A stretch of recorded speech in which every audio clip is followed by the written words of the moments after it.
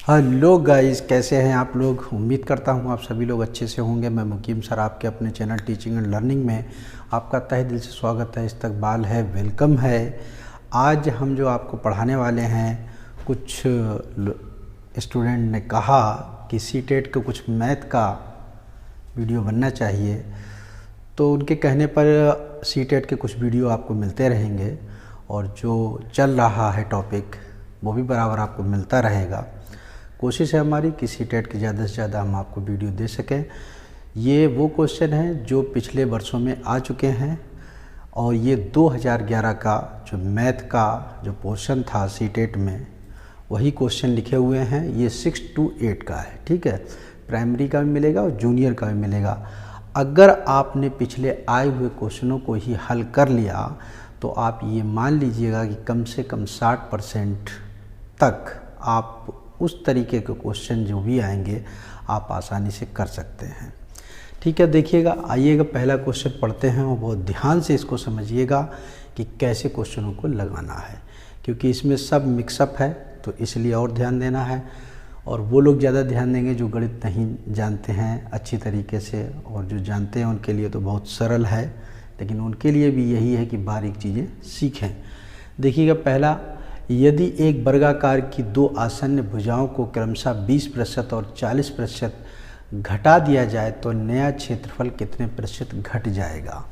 तो पहला क्वेश्चन आप समझ लीजिएगा, ये हमने आपको प्रतिशत में पढ़ाया है और इसी तरीके का क्वेश्चन भी लगाया, उसी से ही ये क्वेश्चन लगेगा भी। तो यहाँ पर जो लिखा है कि क्षेत्रफल कितने प्रतिशत घट जाएगा, यहाँ पर वो ये भी लिख सकता था कि क्षेत्रफल घटेगा या बढ़ेगा, घटेगा और बढ़ेगा में भी आंसर पूछ सकता है। तो पहले आइएगा हम क्वेश्चन की बात कर लेते हैं, फिर इसके बारे में और हम बताएंगे। तो देखिएगा, पहला क्वेश्चन आपको ध्यान देना है कि जब कोई दो भुजाओं की अगर बात कर रहा है और दोनों के परसेंटेज जो है वो घटा रहा है, यानी कि कम कर रहा है, तो एक तो पहले यही आइडिया है कि जब कम करता है तो माइनस लगाया जाता है, यानी कि माइनस का 20%, माइनस का 20 और माइनस का 40, ये घट गया। माइनस माइनस का गुणा कर देंगे, प्लस 20 गुणे 40 और बटे आपका ये 100 हो जाएगा, और यहाँ पर प्रतिशत। अभी हम यहाँ पर ये नहीं लिखेंगे कि घटेगा या बढ़ेगा। अगर माइनस का आएगा तो घटेगा और प्लस का आएगा तो बढ़ेगा, ध्यान रखना है इस चीज़ को। तो आपको क्या करना, ये 2 जीरो से ये 2 जीरो कैंसिल, आपको ये मालूम हो गया, ये 60 हो गया, प्लस ये 4 दूनी 8 हो गया। 60 में से 8 घटा देंगे, -52%। ये माइनस का आ रहा है तो यानी कि घटेगा, राइट। तो ये तो आपके क्वेश्चन के हिसाब से लगा दिया गया, घटेगा। तो माइनस जो दिखाई दे रहा है ये इंगित करता है घटाने को। अगर यहाँ पर माइनस ना होता, प्लस होता, तो वो जो संकेत करता वो बढ़ाने की बात कर देता। तो यहाँ पर जब घटेगा लिख देंगे तो माइनस का चिन्ह आप हटा देंगे तो आप 52% घटेगा हो गया। माइनस चिन्ह से यहाँ पर कोई मतलब नहीं, तो 52% आपका दिया गया है, राइट। तरीका समझ लीजिएगा। कभी कभी क्वेश्चन आपको घटाने की जगह पे घटेगा या बढ़ेगा ये पूछ सकता है, और हो सकता है कि वो ये परसेंटेज ना दे, वो ये कह देगा घटेगा, फिर कहेगा बढ़ेगा, फिर कहेगा बराबर रहेगा, और फिर कहेगा इनमें से कोई नहीं। तो आप हमेशा ध्यान रखिएगा, जब भी आप इस तरीके का क्वेश्चन आए, अगर पहले दोनों को घटा रहा है तो माइनस माइनस कर दीजिएगा, माइनस माइनस प्लस कर दीजिएगा, इसको हल कर लीजिएगा। अगर माइनस का आ जाता है तो समझ जाना घटेगा, और अगर प्लस का आता है तो समझ जाना बढ़ेगा। क्लियर, समझ में आ गया। नेक्स्ट क्वेश्चन आइए देखिएगा, दूसरा क्वेश्चन यहीं पर देखते हैं आपका, बहुत ही अच्छा। समबाहु त्रिभुज की भुजा और ऊंचाई का अनुपात होगा। तो सबसे पहले आपको ये मालूम होना चाहिए कि समबाहु त्रिभुज की तीनों भुजाएं कैसी होती हैं, बराबर। देखिएगा, ये समबाहु त्रिभुज है आपका, ठीक है, ये आपका समबाहु त्रिभुज। और समबाहु त्रिभुज की जो भी भुजाएं होती हैं, हम मान लेते हैं x, यानी कि तीनों बराबर होंगी, और तीनों ही कोण भी इसके बराबर होते हैं। जब भुजाएं बराबर हैं तो कोण भी बराबर होंगे। लेकिन पूछा इसने ये है कि भुजा और ऊंचाई का अनुपात। ऊंचाई से मतलब ये है कि यहाँ से सीधा इस पर लंब डाल दिया जाए तो ये आपका क्या हो जाएगा, ऊंचाई। अब उसने ये कहा है कि भुजा यानी कि x, ऊंचाई h यानी कि x अनुपात h का मान इसने पूछा है। बस क्वेश्चन को समझने की ज़रूरत है। अब आप क्या करेंगे, तो सबसे पहले आप ये समझ लीजिएगा, जैसे मान लिया कि हमने इसको a डाल दिया, इसको b डाल दिया, इसको c डाल दिया और इसको कोई पॉइंट हमने d दे दिया। तो हम कोई एक ले लेते हैं त्रिभुज ABD, क्योंकि यहाँ पर 90 डिग्री कोण बनेगा। चाहे ABD लीजिएगा और चाहे ACD लीजिएगा, दोनों त्रिभुज बराबर है।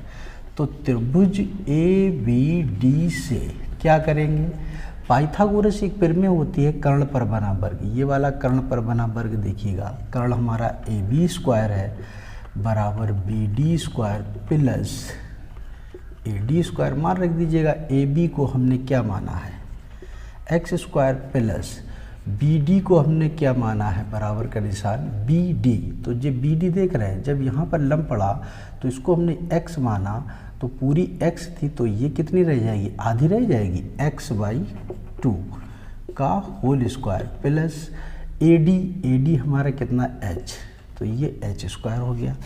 क्लियर। इतना करने के बाद आप क्या करेंगे, तो x स्क्वायर इसको उठाकर इधर ले आएंगे तो x स्क्वायर बटे 4 हो जाएगा बराबर h स्क्वायर। इसमें हम 4 लासा ले लेंगे, इसमें 4x स्क्वायर में से एक x स्क्वायर घट जाएगा बराबर ये h स्क्वायर, और ये आपका 3x स्क्वायर बटे 4 बराबर h स्क्वायर। 4 का हम इसमें गुणा कर देंगे, इधर लगा देते हैं। जब हम 4 का इसमें गुणा करेंगे तो आपका 4h स्क्वायर, और क्या करना है, x स्क्वायर बटे h स्क्वायर बराबर ये 4 बटे 3, और यहाँ से x बटे h वर्ग दोनों में है तो यहाँ पर अंडर रूट लग जाएगा, और जब हम अंडर रूट निकालेंगे इनका तो 4 का 2 हो जाएगा, अनुपात ये रूट का 3 आ जाएगा। क्लियर। ये आपका आंसर देखिएगा, ऑप्शन नंबर 2√3 ये दिया है ए। इसको एक बार फिर समझ लीजिएगा, बहुत ही सरल है। इसको हमने बताया है आपको आइडिया से कि आप आसानी से इसको सीख सकें। जब समबाहु त्रिभुज दिया जाए उसकी तीनों भुजाएं बराबर होती हैं, और उसने लंब के साथ पूछा है भुजा और ऊंचाई का अनुपात। तो लंब हमने h डाल दिया, जब इस रेखा पर हमने h डाला तो पूरी ये x थी, तो BD हमारी x/2 और CD भी हमारी x/2। हमने पाइथागोरस प्रमेय लगा दिया त्रिभुज ABD से, तो AB स्क्वायर बराबर BD square plus AD square. x square BD जो था वो हमारा x/2 का whole square plus h square. इसको हम उठाकर इधर ले आए तो x का वर्ग 2 दूनी 4, तो माइनस का हो गया 4, इसके नीचे लासा 4 का इसमें गुणा कर देंगे, 4x square minus x square बटे 4 बराबर h स्क्वायर। अब इसको इससे घटा दिया तो 3x स्क्वायर, 4 का इसमें गुणा कर दिया तो 4h स्क्वायर हो गया, और इसको उठाकर हम नीचे ले आए x स्क्वायर बटे h स्क्वायर, 3 इसके बटे कर दिया तो 4 बटे 3 हो गया। अब दोनों से वर्ग घटा दिया तो रूट लग गया। अब हम x अनुपात h लिखेंगे तो 4 का होता है 2 और √3 का √3। क्लियर। इसको ध्यान से लगाइएगा, समझिएगा। आप जो नहीं जानते गणित तो कुछ ना कुछ आप सीख जाएंगे। नोट कर लीजिएगा और नेक्स्ट देखिएगा। आइएगा तीसरा देखिएगा, यदि ये 547.527 बटे 0.0082 बराबर x, तो उसने इतने का मान पूछा। बहुत सरल है, इस तरीके का क्वेश्चन अगर आता है तो कैसे लगाना है इसको ध्यान से देखिएगा। तीसरा क्वेश्चन आपका दिया है 5, 4, 7, 5 to 7 0.0082। इसको आपको हल करना है। कैसे हल करना है इसको ध्यान दीजिएगा। इसके बराबर जो दिया गया है वो दिया गया है आपका x बराबर क्या है x। इसको हल करेंगे तो देखिए ये 3 अंक बाद है और ये 4 अंक बाद है, तो 1 0 तो बढ़ना ही बढ़ना है। तो 5 4 7 5 2 7 और बटे आपका 82। फिर समझ लीजिए ये 4 अंक हैं, ये 3 अंक हैं, तो 1 0 लगना ही लगना है बराबर x। उसने मान जो पूछा है तो 5 4 7 5 2 7 और बटे 82, यानी कि एक जीरो का मान नहीं पूछा, इसको हम गुणे 10 लिख सकते हैं।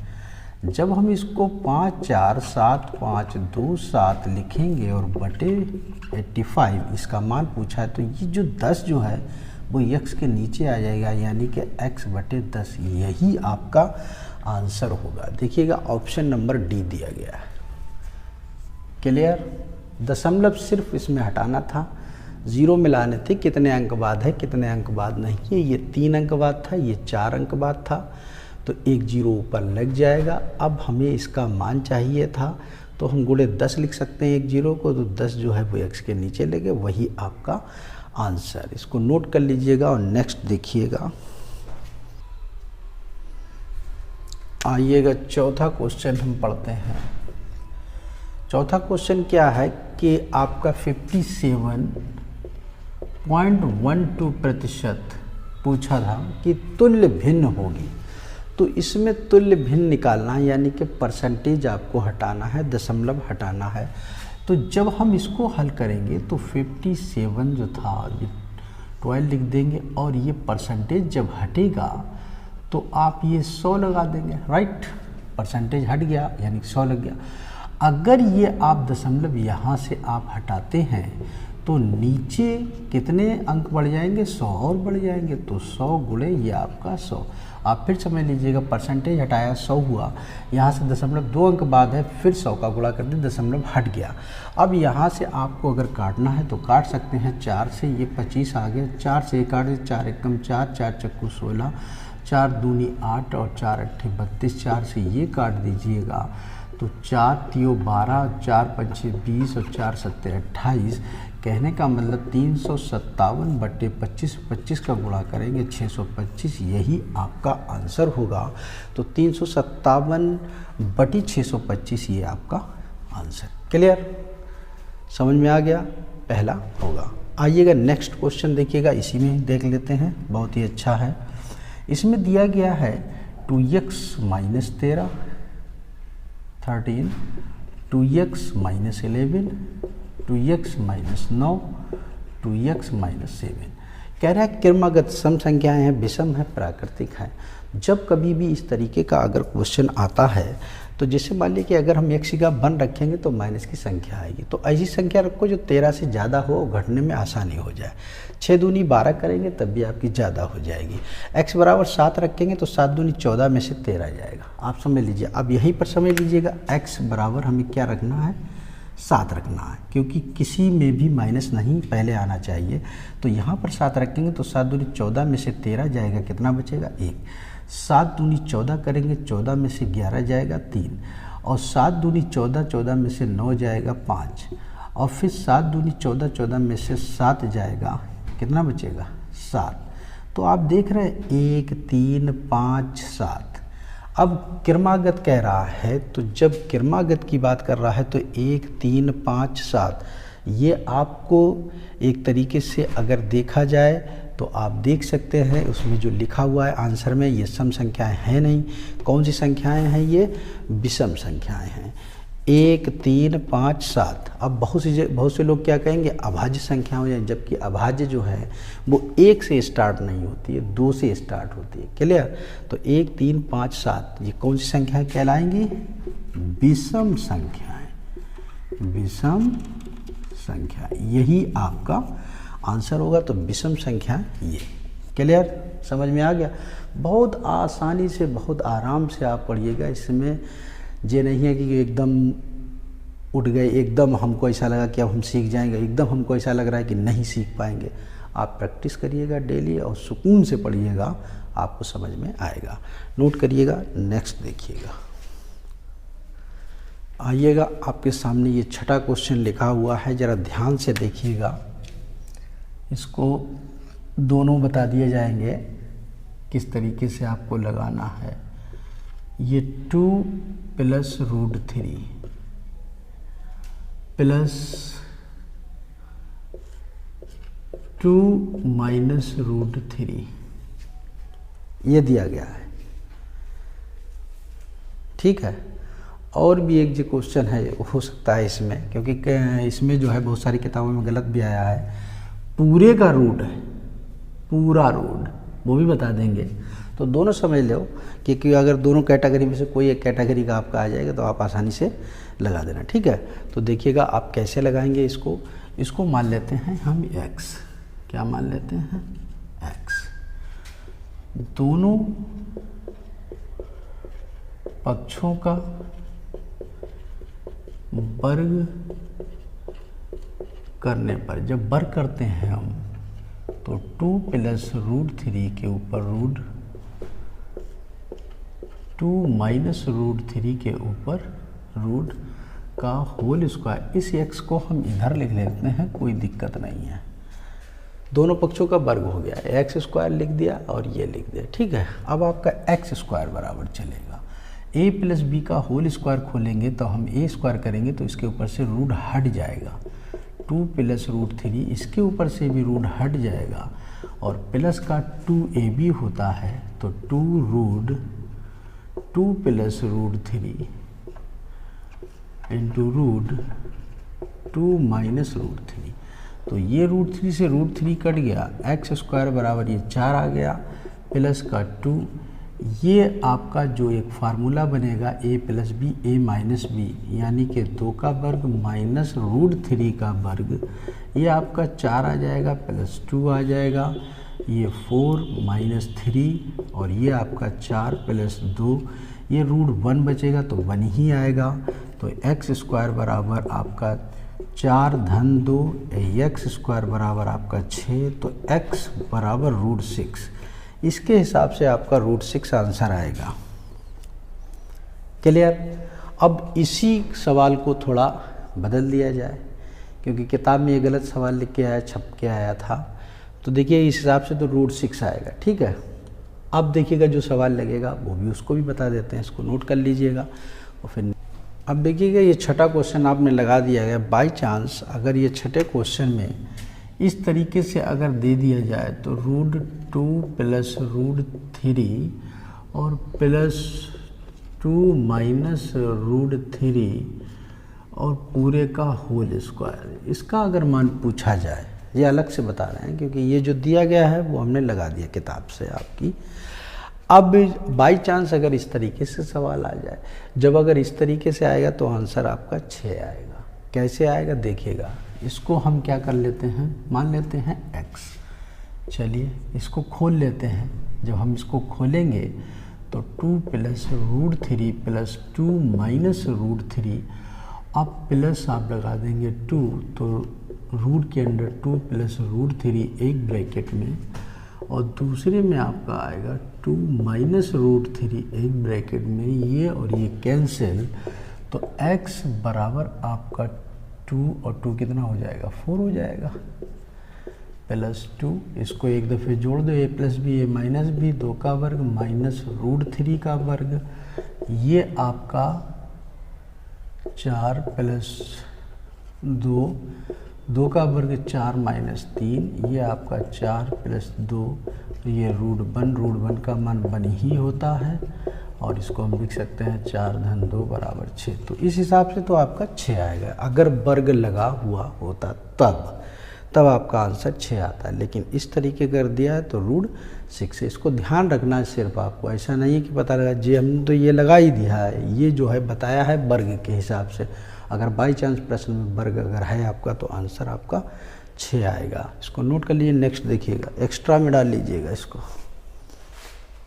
खूब किए होंगे 25 - p² - q² - 2pq।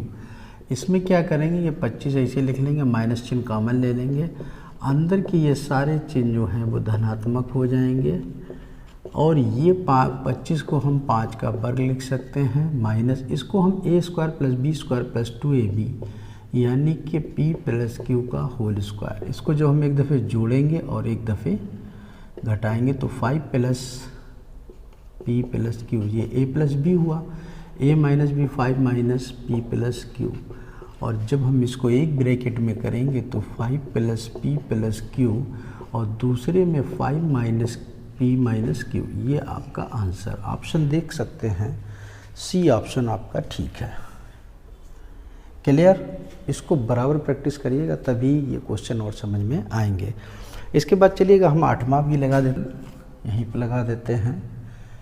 33 सही 1/2 कामा 4/15 कामा 0.35 में सबसे बड़ा कौन है ये देखना है। पीछे हमने बड़े छोटे वाले क्वेश्चन वीडियो कई बनाए हैं, उसमें भी आप जाकर देख लीजिएगा। यहाँ पर हम समझा देते हैं।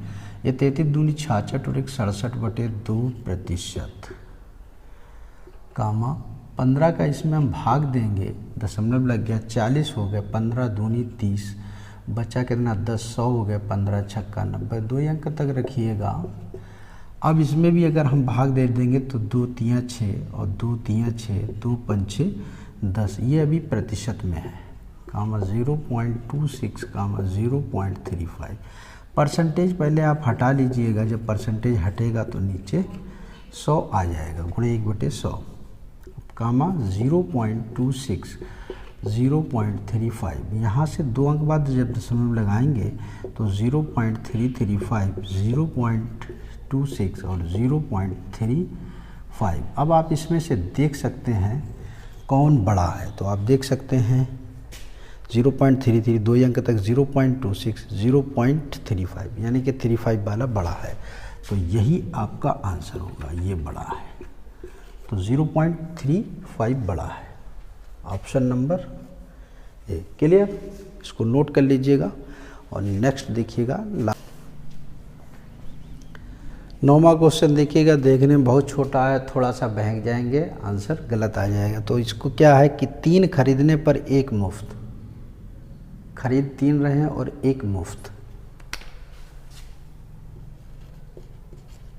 खरीद 3 मुफ्त 1, यही तो कह रहा। खरीदना कितने हैं? 3 खरीद रहा है, 1 मुफ्त। तो अगर इनको प्लस कर दिया जाए तो ये 4 हो जाएंगे, 3 और 1 4। मुफ्त का मतलब फ़ायदे से है, प्रतिशत आपसे पूछा है तो फ़ायदा हमें कितना है? 1 का। किस में है? टोटल में 4 में है। परसेंटेज के लिए 100%, 4 से इसको काट दीजिएगा, बराबर आपका 25% आ जाएगा। क्लियर? छूट का प्रतिशत क्या है? जो एक मुफ्त में आपको मिल रहा है उसका ये 25% आपको छूट मिल रहा है। ऑप्शन देख सकते हैं, डी सही है। क्लियर? इसको नोट करिएगा। आगे देखिएगा, नेक्स्ट आइएगा, देखिएगा 10वां क्वेश्चन लिखा हुआ है, बाकी ये 11 से लेकर 17 तक लिखे हुए हैं। इतने ही क्वेश्चन आपके लगाने वाले हैं 2011 के सीटेट में, और जो 16 जून को हुआ था 2011 में, ये उसी के का सॉल्यूशन है। तो आप देखिएगा, इसमें 10वां क्वेश्चन इधर हमने लिख दिया है, इसको लगाने के बाद मिटा देंगे। तो इसको 10वां क्वेश्चन देख लीजिएगा, बहुत ही अच्छा है, यहीं पर लगा देते हैं इसको। देखिएगा, दिए गए चित्र में PS बराबर SQ बराबर SR, तो आपका PS बराबर SQ बराबर SR और कोण SPQ बराबर दिया है 54। तो यहाँ पर एक बात आप समझ लीजिएगा, तो कोण X का मान ज्ञात कीजिएगा। ये जो चित्र दिया गया है वो इसी क्वेश्चन में दिया गया है। जब आपको पोजीशन ये दी गई है कि PS SQ SR, PS SQ और SR ये आपस में कैसे हैं? बराबर हैं। ये जो लगा हुआ है, ये डबल डबल लाइन दिख रही है, ये बराबर का संकेत है, यानी कि ये तीनों भुजाएं जो हैं बराबर है। अगर एक 4 है तो तीनों ये 4 4 की है। एक बात। दूसरी बात ये कि जब ये कंडीशन आपको मिले तो आप ये ध्यान रखना कि अगर P 54 है तो उसके जस्ट ऊपर सिरे वाला कोण भी 54 ही होगा। कितना होगा? 54%। जब इस पर ये लंब डाला गया है, अगर ये x है तो ये भी आपका x होगा। अब आप आसानी से इसको निकाल सकते हैं। कैसे? देखिएगा, जैसे कोण P प्लस कोण R प्लस कोण Q बराबर तीनों कोणों का योग 180 डिग्री। कोण P कितना है? 54 डिग्री है। कोण R कितना है? वो भी आपका 54 डिग्री होगा। प्लस कोण Q कितना है? x और x जोड़ देंगे तो 2x हो जाएगा, बराबर 180 डिग्री। अब यहाँ से 2x बराबर ये 180 डिग्री माइनस 54 जोड़ दीजिएगा 8 यानी कि 108 डिग्री, इसको घटा दीजिएगा तो 2x बराबर ये आपका 72 डिग्री, x बराबर आपका ये 72/2 करेंगे तो ये आपका 36 डिग्री आंसर आ जाएगा। ऑप्शन देख सकते हैं सी। क्लियर?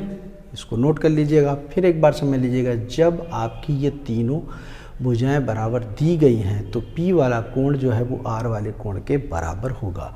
अगर इस पर लंब डाला गया, अगर ये x दिया गया है तो जितना ये कोण होगा उतना ही ये, तो x और इसको भी तो हम क्या मान लेंगे x। अब P Q R बराबर 180 डिग्री, तीनों कोणों का योग, P का दिया है, R का दिया है, Q का आपका 2x हो गया, इसको उठाकर उधर ले गए 108, 72 बचा, x बराबर 72/2 कर दिया बराबर 36 डिग्री। ये आपका आंसर, इसको नोट करिएगा और नेक्स्ट देखिएगा। आइएगा 11वां क्वेश्चन पढ़ते हैं कि एक आयताकार प्लाट की लंबाई तथा परिमाप का अनुपात 1:3 है। प्लाट की लंबाई और चौड़ाई के बीच क्या अनुपात होगा? बहुत ही अच्छा सवाल, समझने की ज़रूरत है। देखिएगा 11वां सवाल, इसलिए हम आपको बहुत ही छोटे स्तर से ही इन क्वेश्चनों को बताने की कोशिश कर रहे हैं ताकि आपका क्वेश्चन लग जाए। देखिएगा एक आयताकार प्लाट की लंबाई तथा परिमाप का अनुपात दिया गया, तो देखिएगा सबसे पहले आयताकार प्लाट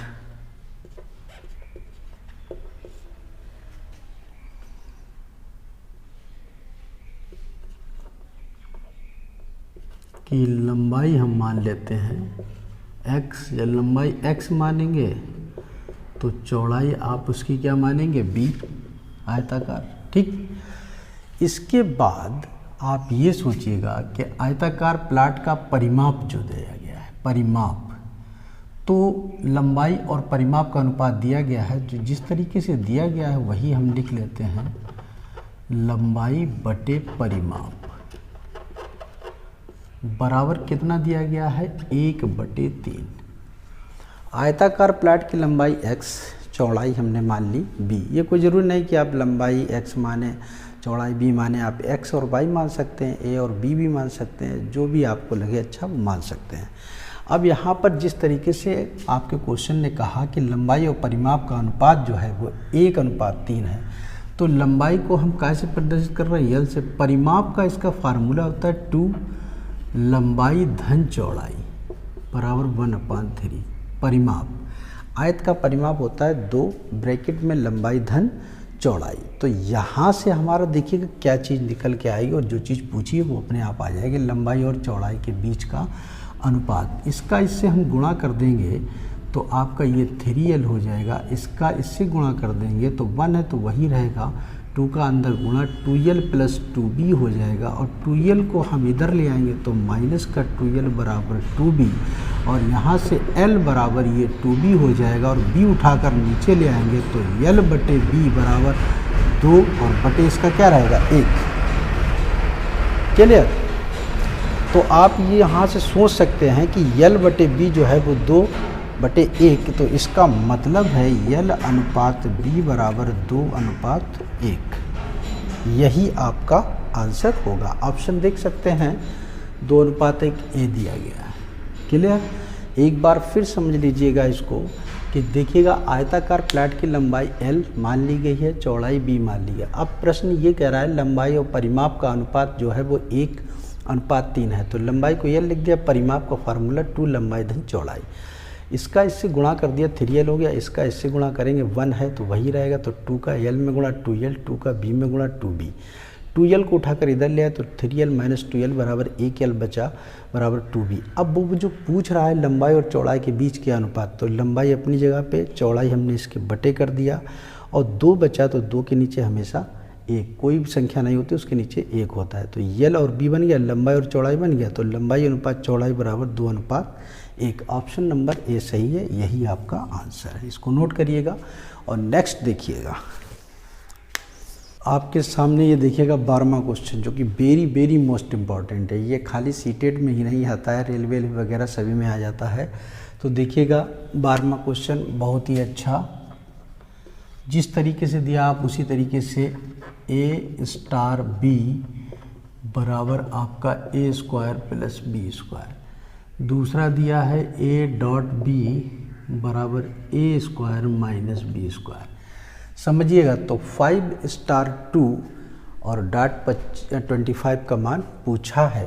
तो देखिएगा, जिसका मान पूछा है 5 स्टार 2 डॉट 25, इसका मान इन्होंने पूछा है। ध्यान से देखिएगा, तो सबसे पहले 5 स्टार 2 का हम मान निकालेंगे। 5 स्टार 2 तो इसके हिसाब से ही लिखना है, तो 5 का इसमें वर्ग हो जाएगा प्लस 2 का वर्ग हो जाएगा। ये 25 प्लस 4 बराबर कितना आया? 29। कितना आ गया इसका? 29। अब देखिएगा इसका मान कितना आ गया? 29। अब हमें क्या निकालना है? 5 स्टार 2 डॉट 25। अब देखिएगा, जब हमने इसका जो मान निकाला है वो 29 है, अब इसका ये 25 है। ए डॉट बी में ये लगा दीजिएगा ए स्क्वायर। तो यानी कि आप क्या करेंगे,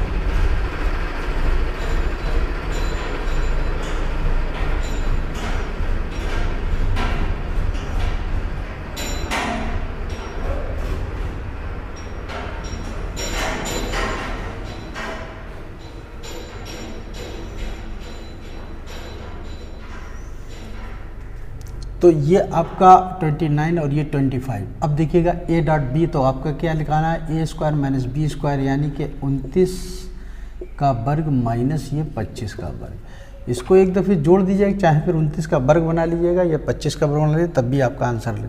इसको एक दफ़े जोड़ लें और एक दफ़े घटा दें, तो आपके लिए थोड़ा सरल भी हो जाएगा। 29 माइनस 25, एक दफ़े जोड़ दिया एक दफ़े घटा दिया, ए स्क्वायर माइनस बी स्क्वायर का फार्मूला। इसको जोड़ देंगे तो ये आपका 14 और ये आपका 54 हो जाएगा। और गुणे इसमें से घटाएंगे तो कितना बचेगा? 4। 4 का इसमें गुणा कर लेंगे, 4 चक्कू 16, 4 पंचे 20 और 1 21, ये आपका 216।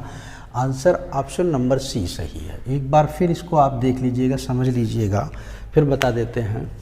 ये ए क्रॉस ए और जो आपका स्टार दिया बराबर बी, इन्होंने ये मान दे दिया। मतलब कहने का ये, अगर दो संख्याएं होंगी तो ए की जगह पे ए स्क्वायर और बी की जगह पे बी स्क्वायर प्लस का निशान लगेगा। 5 स्टार 2 दिया है, तो 5 स्टार 2 के लिए हमने निकाल दिया 5 का वर्ग, 2 का वर्ग, ये 25 4 29 हो गया। अब हमें 25 डॉट है, देखिएगा इसके साथ डॉट, तो इसका मान हमने 29 निकाला था और डॉट 25। अब देखिएगा ए डॉट बी ये दिया आपके से करना है ए स्क्वायर माइनस बी स्क्वायर, यानी कि 29 का वर्ग माइनस 25 का वर्ग। अब चाहे 29 का वर्ग यहीं 29 गुणे 29 कर लीजिएगा तब भी सही है। 25 गुणे 25 625, घटा देंगे तो इतना ही आएगा। तो हमने यहाँ फार्मूला लगा दिया ए प्लस बी ए माइनस बी, तो इससे यह है कि गुणा करने में आसानी हो गया और क्वेश्चन आपका लग गया। क्लियर? अगर आपको ये क्वेश्चन समझ में आ रहे हैं तो ज़्यादा से ज़्यादा लाइक करेंगे, जितना लाइक शेयर हो जाएगा हम आगे उतना ही सीटेट के वीडियो आपको देंगे। ठीक है, इसको नोट करिएगा। नेक्स्ट देखिएगा, आइएगा आपके सामने ये 13वां क्वेश्चन पढ़ते हैं।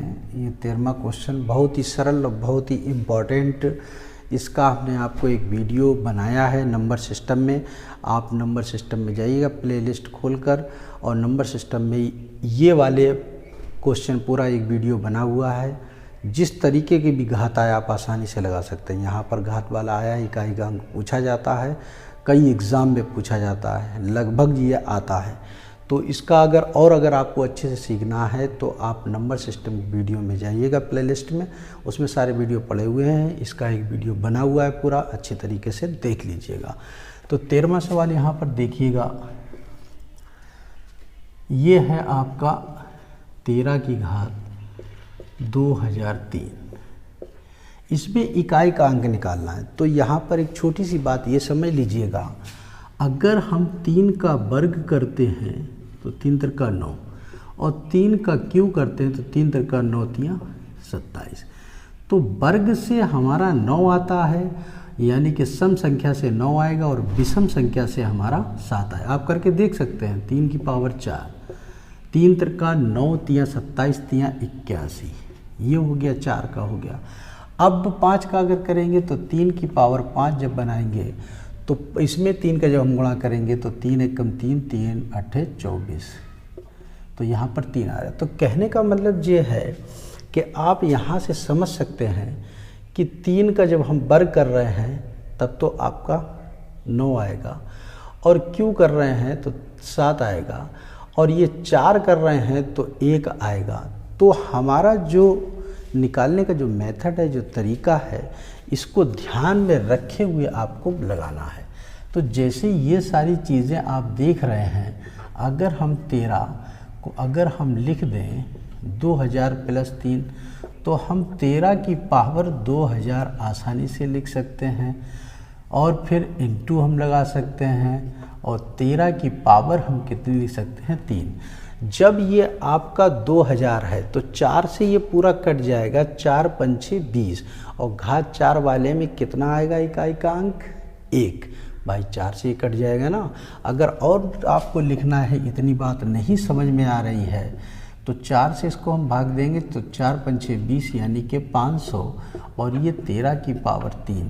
अब देखिएगा 13 की पावर 4 यानी कि 3 की पावर 4, 3 की पावर 4 के लिए जो इकाई का अंक आएगा वो कितना आएगा, 1। ये जो है वो गुणे का निशान है। अब 3 की पावर अगर 3 है तो इकाई का अंक कितना आएगा, 7। 7 एकम 7, ये आपका आंसर हो गया।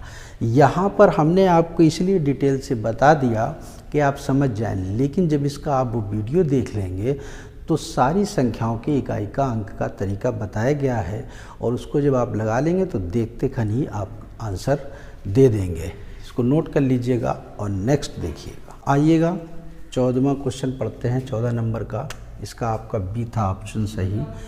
14 क्वेश्चन देखिएगा, बहुत ही अच्छा है। एक पूर्ण घन संख्या प्राप्त करने के लिए 68,600 को किस सबसे छोटी संख्या से गुणा किया जाना चाहिए। मतलब हमको घन के रूप में बनाना है, और जो संख्या दी गई है इसमें किसी न किसी एक संख्या की हमें आवश्यकता है, ज़रूरत है। तो एक संख्या हमको लाने के लिए कैसे पता चलेगा, देखिएगा बहुत ही अच्छे तरीके से। 14वां सवाल कितना है, आपने लासा मासा खूब पढ़ा है, तो आप इसको 2 से काट लीजिएगा।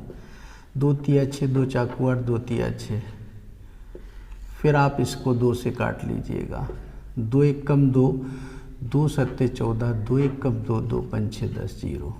फिर आप इसको 2 से काट लीजिएगा। 2 अट्ठे 16, और 2 पंछे 10, 2 सत्ते 14, 2 पंछे 10। फिर आप इसको 5 से काट लीजिएगा। 5 एकम 5, 5 सत्ते 35, 5 एकम 5 पचम 25। फिर इसको आप 5 से काट लीजिएगा। 5 तियो 15, बचा 2, 5 चक्कू 20, बचा 5 तियो 15। फिर आप इसको 7 से काटिएगा। 7 21, 7 चौक 28, और 7 निम 63। फिर आप इसको 7 से काटेंगे, 7 सत्ते 49। फिर आप इसको 7 से काटेंगे, 7 एकम 7। तो देखिए घन की जहाँ पर बात की जाती है तो वहाँ पर 3 संख्याओं का जोड़ा होना चाहिए। आप देख सकते हैं इसका जोड़ा 2 का बन गया, 7 का बन गया, किसका नहीं बना।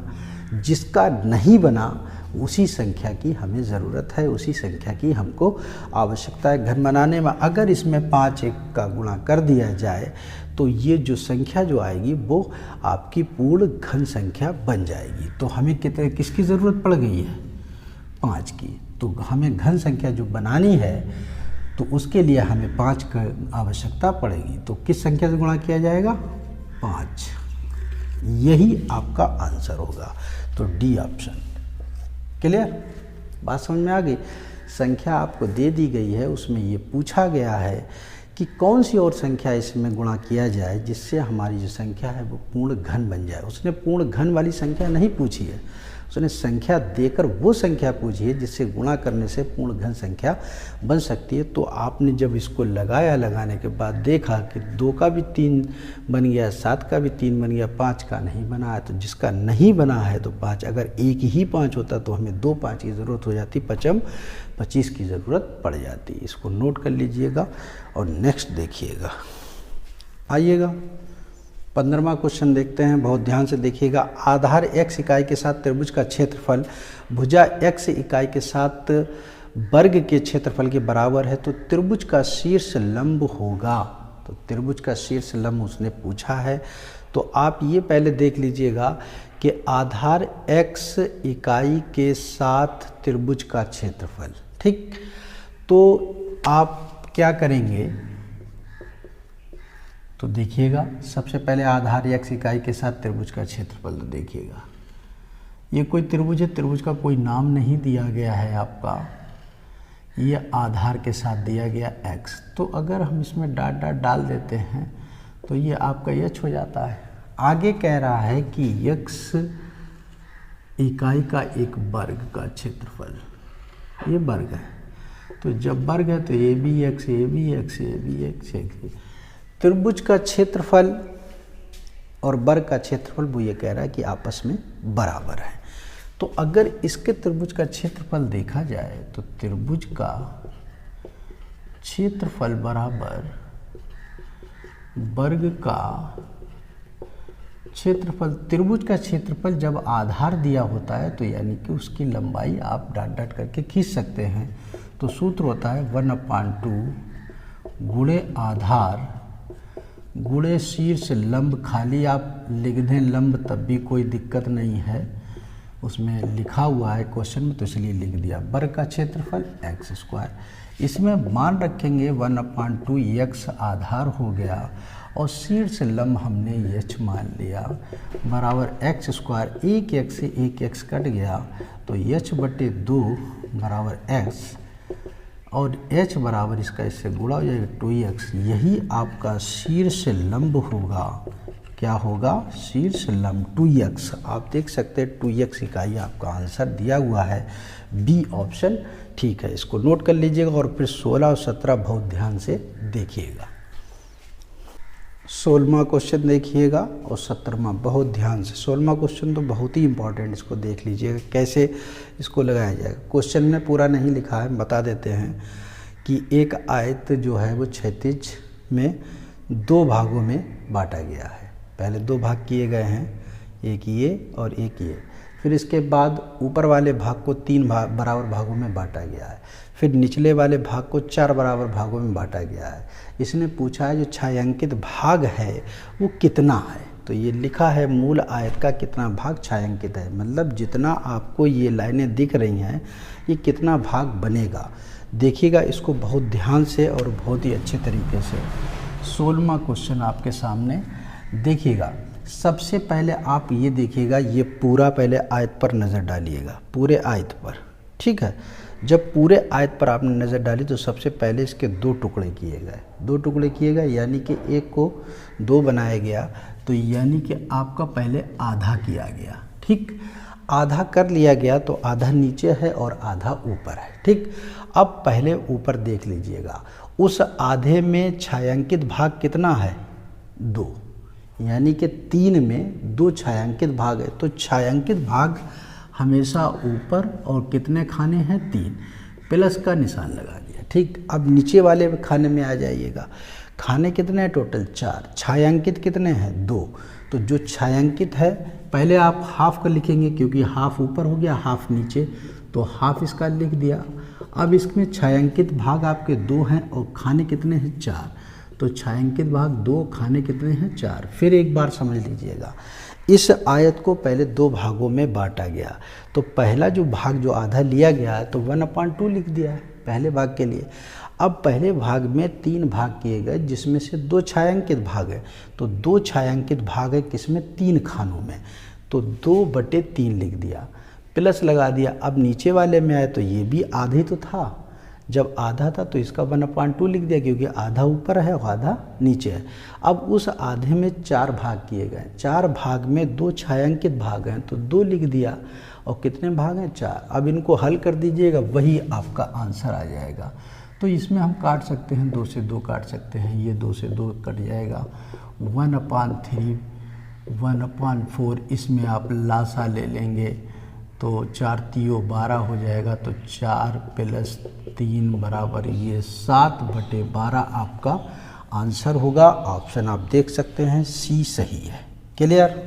समझ में आ गया होगा सभी के। फिर एक बार समझ लीजिएगा, ये आयत दिया गया, इसको बीच में से 2 भाग कर दिएगा, एक ऊपर एक नीचे। जब आधा करेंगे तो 1/2, 1/2 एक भाग का, 1/2 एक भाग का। अब जो जिसमें 3 भाग किए गए उसमें 2 छायांकित भाग है तो 2/3 हो गया। अब नीचे वाले में 4 भाग किए गए उसमें 2 छायांकित भाग है तो 2/4 हो गया। उसको हल कर लीजिएगा, 7/12 आ जाएगा। आइएगा 17वां क्वेश्चन पढ़ते हैं। सी पर साइकिल चलाने वाला बी की तरफ साइकिल चला रहा है। ए और बी दोनों के समांतराली आने से पहले उसे सी से कितनी दूर तक साइकिल चलानी होगी। बस थोड़ा सा लॉजिक लगाना है और आपका सवाल लग जाएगा। थोड़ा ध्यान से देखिएगा, 17वां चित्र से ही लग जाएगा।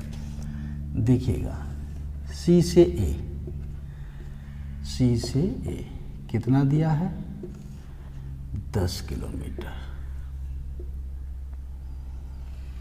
ये कितना दिया है, 4 किलोमीटर। ये 2 किलोमीटर। एक बात ये ध्यान रखिएगा कि जब सी से ए चल रहा है 10 और अगर हम इसका मिडिल पॉइंट कोई खोजते हैं, मिडिल, तो 5 ये हो जाएगा और 5 ये हो जाएगा, तो 2 इसमें से ये है, तो ये कितना रह जाएगा, 3 रह जाएगा। अच्छा, इसको और इससे अगर हम मिला दें तो आप ये सोचिएगा जी एक त्रिभुज बन जाएगा। जिसे मान लिया कि ये ए और ये आपका नहीं सॉरी ये बी है, बी है, सी है, इसको हम ए मान लेते हैं, ए बी, अब इसको मान लेते हैं डी और इसको मान लेते हैं ई। तो आप ये देखिएगा, ये तो 5 हमें मालूम होगी कि यहाँ से यहाँ तक 5 है, ये बात सही है कि ई तक 5 हो गया। वो ये कह रहा है कि ए से भी उतनी दूरी है, तो इससे हमको ये पता लग जाएगा जब हम त्रिभुज ए ई डी से देखेंगे क्या पाइथागोरस पिर में ए ई स्क्वायर बराबर A D square plus D E square. तो ए ई जब हम निकालेंगे तो ए डी हमारा कितना है, ए डी हमारा 4 है, तो हम 4 का वर्ग प्लस 3 का वर्ग, 4 चक्कू 16 प्लस 3 त्रिका 9, ये 25। तो ए ई स्क्वायर बराबर 25, तो ए ई बराबर √25, यानी कि ये भी 5 किलोमीटर, यानी कि ये भी 5 किलोमीटर। तो देखिएगा, आपको ये देखने से ये मालूम हो गया कि ए और बी से जो दूरी आ रही है वो 5 किलोमीटर की दूरी पे ही बराबर आएगा। जैसा कि उसका कहना था, समांतराली आने से पहले उसे सी से कितनी दूर तक साइकिल चलानी होगी। कहने का मतलब ये है कि जो साइकिल चला रहा है वो वहाँ पर पहुँचे जितनी दूरी उसकी ए से मिले उतनी ही दूरी उसकी बी से मिले। तो आपका जो आंसर आया 5 इधर से भी है, 5 इधर से भी है, तो ऑप्शन देख लीजिएगा 5 किलोमीटर। अगर ये आपको क्वेश्चन समझ में आए हैं, 2011 सीटेट का ये पेपर था, ये लगाने वाले सवाल थे आपके जो हमने लगाए हैं। अगर आपको ये वीडियो अच्छा लगा है तो ज़्यादा से ज़्यादा शेयर करें, लाइक करें और हमारे हौसले को बढ़ाएं ताकि हम 2012 का आपको वीडियो दे सकें। Thank you very much.